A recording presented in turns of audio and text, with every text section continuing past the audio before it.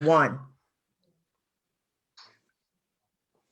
So, guys, we're going to wrap this up, man. Y'all are live, right? Shh, you're live. Been a long day, and I'm sure you're just about worn out. All your energy's probably been sucked out by all the work you've been doing since early this morning, and it's late, getting late at least in the Midwest. But we have a special guest that's going to be with us. Am I right? That's correct. I'm excited about closing out P&E. Kenneth Murray, a first-round draft pick from the University of Oklahoma, now plays with the Los Angeles Chargers, is closing out our Handle Your Business podcast with Ray Ellis and P&E COO Kirk Dixon. Kenneth, you don't know this, but these old geezers helped build this brand. Ray is probably played for Woody Hayes, a historic coach at Ohio State. He played with the Browns as well as the Eagles. He just recently was named top 10 all-time safety for the Eagles. Kirk is a former baseball player. They actually went to Ohio State together and dated the same young lady, but they don't know that they did. But really, I'm just trying to bring some levity to a long day. Kenneth, hey man, you're a young guy. We really appreciate the discipline that it takes to participate in events like this. I can tell, I don't know your parents, but I'm certain you were raised right because of the commitment you've made to your teammates, yourself, the NFL, and in this case, P&E for a day. So welcome to Handle Your Business. Just give some people some background about who you are as a player, and then Ray and I and Kirk will ask you a couple of questions and let you go home. All right. Well, I'm Kenneth Murray. Like I said, I went to University of Oklahoma, played there for 3 years, and then left early. And got drafted by the Los Angeles Chargers. As far as me, I'm a guy that's relentless on the field and relentless off the field. I truly believe what you do on the field translates to your lifestyle off the field, and I think that mindset that I have that allows me to be successful on the field is why I'll be successful off the field, because at the end of the day, it's a lifestyle. And I think that's, for me, is what, I bank on, and what, to the core is, who I am and what my character is based off of, is just, being a hard worker, being a guy that's, always the first one in, last one out, and just always just being relentless in everything. How you do anything is how you do everything. And that's just my motto on pretty much all of life. So that's just a little bit about me. I'm from Houston, Texas. Grew up in Houston. And like I said, I went to Oklahoma, and now I'm with the Chargers. Hey, Ken, I'm glad you could join the show, man. It's it says a lot about you, the fact that I believe this is your rookie season. Am I correct? Correct. It says a lot about you that you are here at a networking event, participating in something that's really about, a lot of it, the bulk of it is about preparation, but then also transitioning, so you're obviously thinking about your future. And that's a good thing, because we're trying to convene such that to get the young men to start thinking about the end of their career just as much as they did, and be as passionate about as they were about the beginning of it. But certainly I know that, there were expectations, you coming out, first round draft pick, expectations, and it had a lot to do with the way you perform, in the past. How do you think things worked out for you this year, and how do you see them working forward in the future? Well, I think things worked out well for me. I think, when you look at, the expectations, that's something that I look forward to. I think, for me, pressure is a privilege, and I try to truly have that mindset. And, it's not just on the field, it's the same thing I use off the field. And I think ultimately that's why I'll end up being successful in whatever I decide to do outside of football. And so, I would say to, the young guys that are, thinking about going throughout, what they're going to do after they finish playing the game and different things like that. It all starts with your mindset.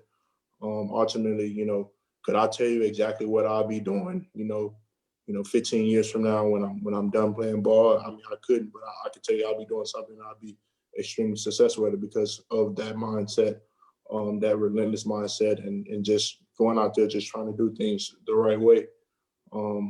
Just looking at things, from the right perspective. That's why I say, pressure is a privilege. You come into a situation like I came into, and obviously you're a first round draft pick, and people are expecting you to produce. And I think, some people, I mean, when you have those type of expectations, you can either do one or two things. You can either, become a diamond, or you can either fold. And so, I think for me, it was just going and attacking the pressure the right way. Okay. Hey Ray, can we steal a tagline for Handle Your Business and say pressure is a privilege? That's gonna be our new tagline for 20 years. Did you create that, or did you hear that somewhere else, Kenneth? No, actually, it's kind of been just a motto that I always looked at and used. But I learned it from a book, Relentless, by Tim Grover, who was actually Michael Jordan's trainer and Kobe Bryant's trainer. And it's just really just understanding pressure and understanding, how your perspective is really everything on it. Mm. I like that, man. I like that. And I like the fact that you were honest about it wasn't original. I mean, it wasn't yours, it was somebody else's, but you adopted it. And it's kind of the model that you live by. Says a lot about you, and I have a question for you, because I know what God feels about education. Were you able to finish your degree, or did you make a promise to your parents about, going back to school in the off season, when you get a chance or something like that? How did that work out? Well, I took classes year round.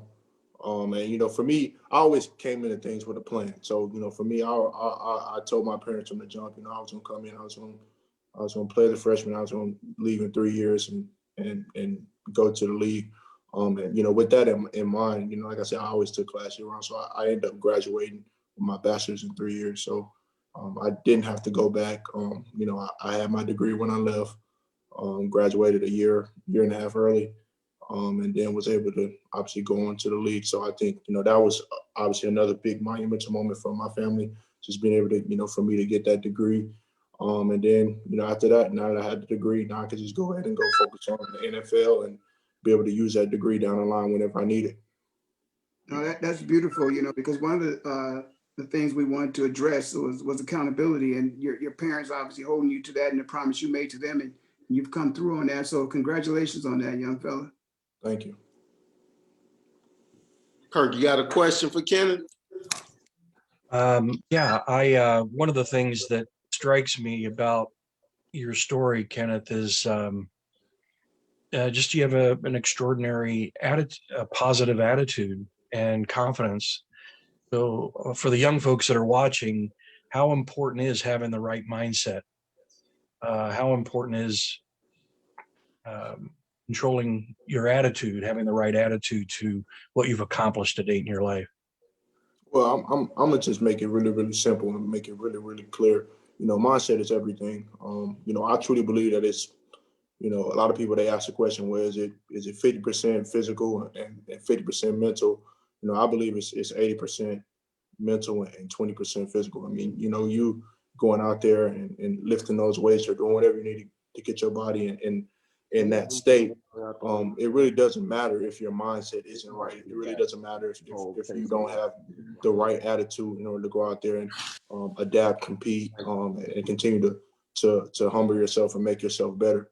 And I think mindset for me and for any successful athlete, if you go back and look at the Kobe's, the LeBrons, if you go back and look at the Michael Jordans, if you go back and look at the Ray Lewis's, every successful athlete, you can go back and see an elite mindset.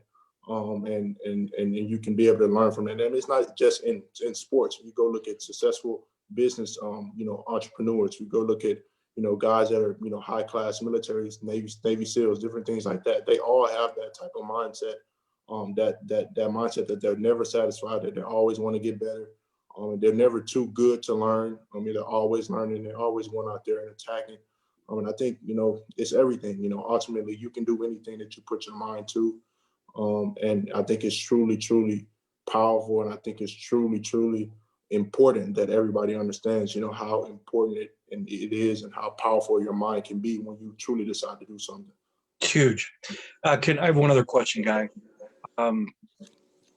For some of these high school kids, they're seeing you having had a successful college career, a D1, you're in the pros. It's a lot of guys' dreams. You were them once, not that long ago.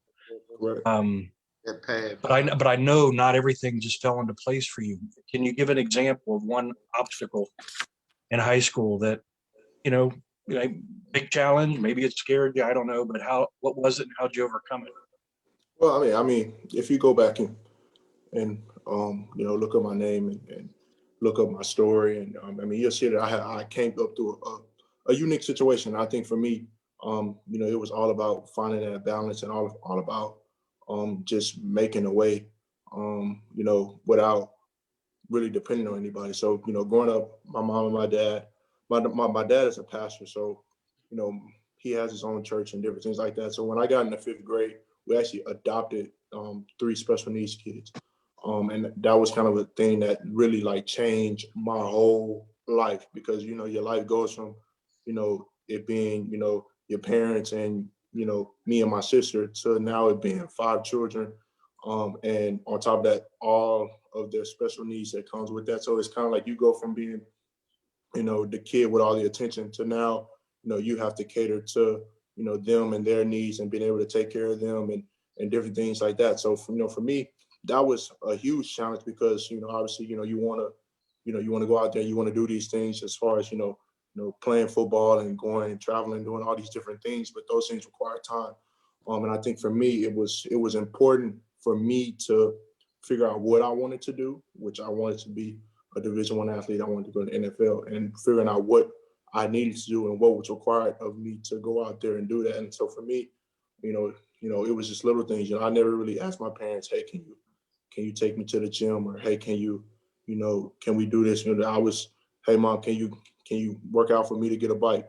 It's kind of funny. My grandpa had an old bike in his yard, and in his garage, and he let me have the bike. And once I got the bike, it was over. Like I was at the facility at high school in the morning at 5 a.m. I was working out. So like that made me just more self-sufficient. That made me, understand, okay, like now that I got a bike, now I can go out there and, work, and I don't need to ask my parents. And my parents were doing, 20, 30 different doctor visits a week, obviously with the needs of the children. So, that time in there for them to be able to take me and do things, I had to learn to become self-sufficient. And I think that's really just the biggest thing, is that if you really want this thing, if you really want to achieve that goal, whatever goal it is, and you truly decide that you want to go do it, you can go do it. But you have to decide that you want to go do it. You have to make it a priority. You have to be able to, go get a bike and, ride to the school at 5 in the morning, or be there late, putting in extra work, different things like that. And so I think that challenge going throughout my whole childhood was just kind of like a staple of my childhood, because you go from being, the kid that was, always put first. And then now you have to, put others first. And now you have to go find a way to work around that. And still, you want to be successful. So I think that'll probably be the challenge. I think, to take from that is just, become self-sufficient after you figure out what you want. So did you answer the question about school, Kenneth? Yes, he did, Guy. Yep, got that degree in 3. Got that degree in 3 years. Oh, that's what's up, man. So yeah, I'm troubled, man. You're old soul, it's clear, right? But man, what do you do for fun? Like, what if we come to your house, you on Madden on the sticks? Do you play golf? Do you hoop? What do you do, man? So I don't play video games. I've never really been a video game, but I am a car guy. So I've always been a car guy, but obviously, growing up, I wasn't able to get my first car until I was 20. And so kind of when I got to the league, like that was kind of my thing. To me, it's like, when I get to the league, like cars are my thing, and like that's what I'm gonna do. And so, if you ever come to my crib, you're gonna always see me either, in there messing with my car, even though both of them brand new, in there messing with them, or out taking a drive, something like that. But cars are my thing. That's the way I find my relaxation. That's my getaway.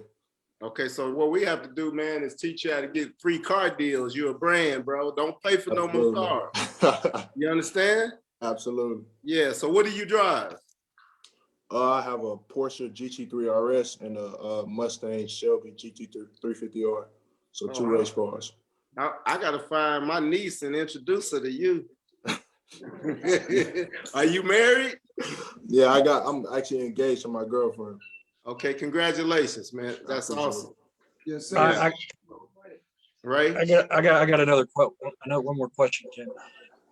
When you're in high school, it's a big goal, to get to a good college and then do well, and then to get your degree, then to get drafted, then to sign, then to play. Man, you're just checking the boxes. It's impressive. It's congratulations. My question, I have two questions. One is, who within the league, whether they're still active or former, are role models? Do you want to, in a sense, follow in their footsteps or exceed what they did? And then what's the next big goal? Because for a lot of guys, getting to the league is the goal, and then they flatten out and maybe fall a bit short, but it was enough just to get there. I get the sense you're always raising the bar. So what is the bar now for you? And then who are some of the folks that have inspired you by virtue of what they've accomplished in the league? Well, I think, who I try to emulate or who I actually want to be like and exceed, I think it's just Ray Lewis. I think, the way he played the game at an exceptionally high level, but the way he impacted others outside of the game, the way he, impacted his teammates, the way that he had that impact in the community is also something that he did exceptionally well. So I think in that aspect of a player, that's who I would want to emulate.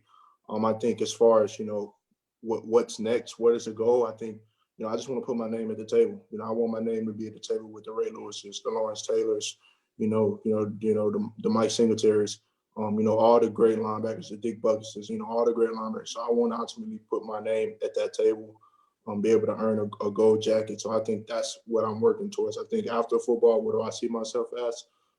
Some type of, CEO of some type of corporation or business. Also, being, the head of, my nonprofit, different things like that, foundation. So, I see a lot for myself in the future, but, I just try to stay in the present right now.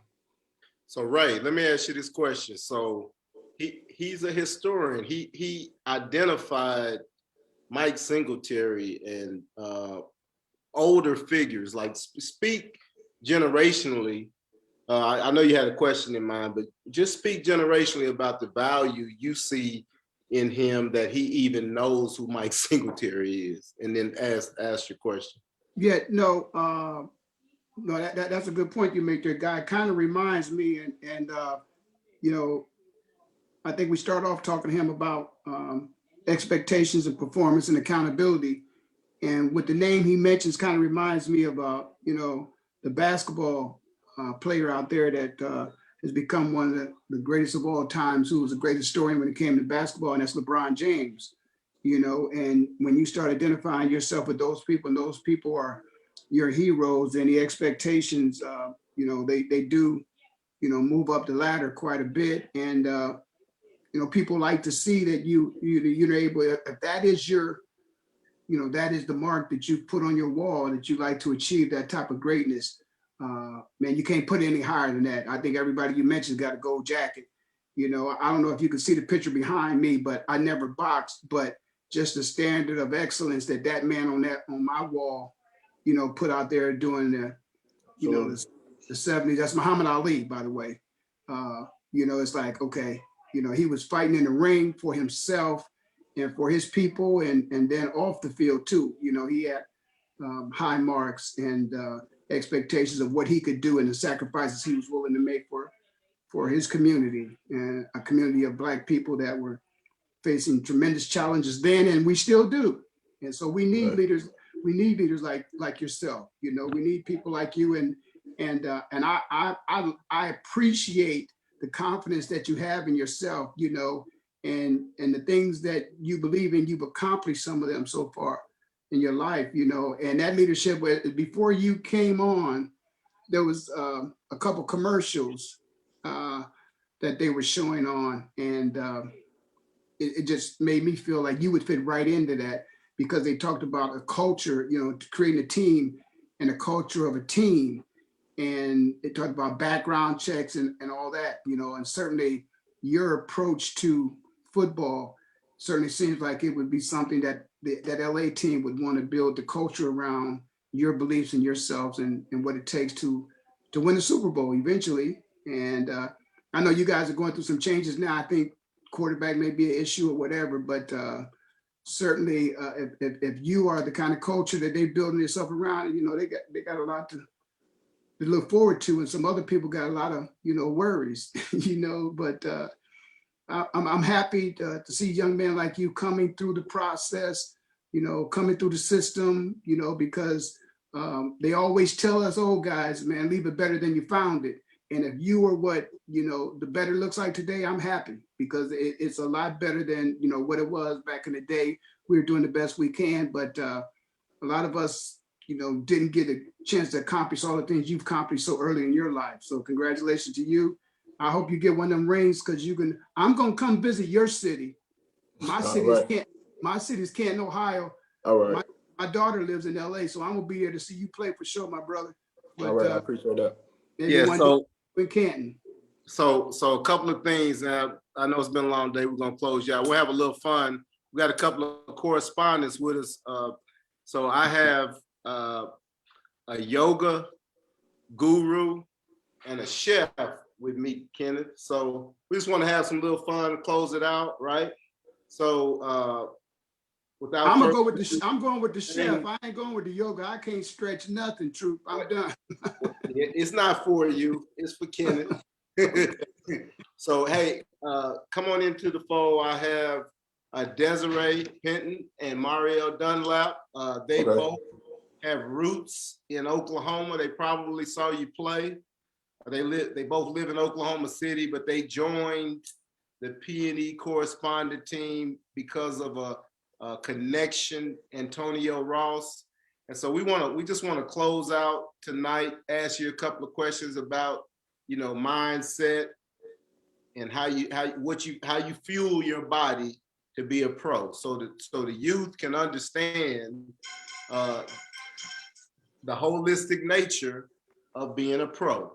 Right. And so I'm gonna let Marielle ask you the first question, and just think of it like a trivia game. There is no right answer, man. We just having fun with it. Okay. I got you. What's up, Kenneth? Mario How you Dunlap doing? here. Okay. So, former Oklahoma State cheerleader, which is Oh God. yeah, 09 through 12. Had a nutritional science degree, and then after that became a private chef. And now I educate people on the power of nutrition for performance and recovery. And I loved that you were talking about your vehicle, your Porsche. Right. So it kind of makes me think that there's a correlation here between the vehicle that you drive and the vehicle that you are, which means, you know, you fuel that vehicle for performance. So you probably fuel your body for performance. Yes or no? Absolutely. Yeah. Can you touch on what you prefer or what you fuel for performance, likewise? Like, just like, let's say breakfast, lunch, dinner, something like that? Well, I mean, pretty much throughout the season, like the whole season, I'm a pescatarian, so I eat really, really clean. For me, I think the way I eat, I think for my body is especially important, because when I don't eat right, I'm able to see that, and it translates really, really quick from my body. So I understand that, you know, I have to be able to, you know, eat the right things in order to, you know, maintain a certain weight that I'm at, or, you know, different things like that. But, you know, I think, you know, throughout the season, like I said, I'm pretty much a pescatarian. I pretty much eat a lot of fish and vegetables. It's pretty much what I like to eat, and a lot of water. Awesome. But I mean, pretty much right now, I mean, I'm kind of going crazy a little bit, because I mean, I've been working for the last 8 months, but gotta have a little fun. But I'll be back on my diet here soon. Well, lifestyle is, making those simple changes so that way it becomes a part of you. So just kind of going off that question, when you're in season or like when you're super trained and focused, can you tell a notice in your energy levels compared to your athlete or your teammates who, maybe aren't as conscious as what they put into their body? Can you speak on that maybe? Yeah, absolutely. When I am eating right, like I said, with my body, I'm able to see like a literally like a night and day difference from when I'm eating right to when, I may have, ate that Popeye's chicken on a Thursday with the guys, in the meeting room. Like I'm able to see that difference. And I think, when I'm looking at, other guys out there, you're able to see it. Some guys are able to run all day. For me, I'm able to run all day. And I think that's a tribute to, the way I diet, the way I sleep, different things like that I take in account of being able to recover quicker. But you're definitely able to see a difference. I definitely think, as far as, young guys coming into the league, it's something that they harp on a lot. They call it being a pro. And I think, nutrition is something that, a lot of guys, they tell me that, usually NFL vets don't really get on until about year 3, year 4, once they're really a seasoned vet. It's something I just try to jump on early, just get used to right now. So that way, I give myself the best chance to have, really good longevity. Absolutely. So you're telling me you don't put diesel in your Porsche? Absolutely not. I would hurt somebody if they did that. Super cool. Yeah. Well, thank you for that. I'm going to pass it over to Desiree. Hi, my name is Desiree Penton. I actually own a yoga studio in Oklahoma City, and it's the first pay what you can yoga studio. Okay. Trying to bring yoga to a community that needs it the most and can't necessarily afford $15, $20, $25 classes. Do you know any athletes who actually do yoga? Yeah, myself. That was my next question. Yeah, so I have a lot of friends, a lot of guys that I know that do yoga. I think yoga to me is really a important aspect of my training. I do a lot of like in the off season, I do a lot of hot yoga just to keep my body cleansed. It's just, and you'd be surprised. A lot of guys, they see people doing yoga and they don't really understand how tough it is. And then especially when you add in that type of heat. I remember my first day. Actually, it was my mom who actually got me into it. She was going when I was in high school, and she was like, "Hey, you need to come try this hot yoga." And I'm like, "Mom, I'm good. Like I'm good." So I went in there one day, and I literally like almost passed out. Like I had to like exit the room and and come back in. So ever since then, like yoga has always been just a pivotal aspect of my training because just trying to keep my muscles flexible. That's also something that helps a lot with injury prevention. So my next question is, for someone like me who's trying to bridge the gap in my community and expand yoga outside of white women that are the look and feel of all of yoga, what's the disconnect? How can I've worked with Nazim Mohammed when he was working for the Thunder, and that was great, but I'm trying to get my community to expand and bring athletes and women and men of color all need this. Like we need this more than ever now with all the things that are going on and all the things we are fighting for. And I'm literally fighting a battle that I don't know how to do it. Like I'm at a loss. Well, I think it's working, but yeah, I mean, I think when you look at that type of battle, I think it's how I look at pretty much any other battle. I mean, it's always going. You have to start somewhere. You have to. It may be just getting one athlete to come in there and maybe post on his story or do different things like that. But I know when I go, and I go to yoga, a lot of times I post when I'm there, like, oh, they see me at Afterglow Yoga, right by my house, and people are like, oh, okay, like you do yoga, and then now, I'm able to go in there and I see a couple of people that I've recognized and seen before, and now they're into it. So I think it's just really just being patient with it. I think also it just comes with it's a process in order to be able to get to obviously bridging that gap, because I know for African Americans, doing yoga is something that we just don't do, like so just really just educate. So next time you're in Oklahoma City, you're gonna come to the studio? Absolutely, I wouldn't mind at all. Well, every Wednesday night at 7 p.m. we actually do a fundraiser for Black Korean nonprofits, and we have a private donor when we get to $10,000 that will actually double our funds, and it's Save Black Boys, Selfless Hands, Poetry and Chill, and Black Lives Matter OKC, and we're at 6 right now, so we're almost there. That's really good. I would just say just continue to do the great work, continue to keep chopping wood, and continue to just keep going. I really appreciated you and listening to you talk. And if you also want to check it out, it's dragonyogaokc.com. So Okay, there's a will donate do. button there. All right, we'll do. Thank you. And so I was pescatarian in high school, currently vegan. But I mean, Tom Brady, LeBron James, Ray Lewis, Shaquille O'Neal. I mean, it's proof that they cracked the code for longevity. Right. So if you want any recipes, Marielle Dunlap, and recovery is huge. And we need to see your best yoga pose. Ooh, yes. My best yoga pose. Yes. We're gonna close out with your best yoga pose. Look, I just got done having surgery. I can't do no yoga pose right now. Oh, okay. Oh, no. Wow. I didn't realize you had surgery. So, man, so we appreciate you, good brother. Man, the commitment you made to P&E, to pouring into the young folk, to helping us execute. Much love, gratitude to you. You've handled your business. We're gonna co-opt your phrase. Pressure is a privilege. Absolutely. We're gonna hashtag that, tweet that, get that out, and we love you, brother. Stay strong. God bless. And in the words of Russell Simmons, good night.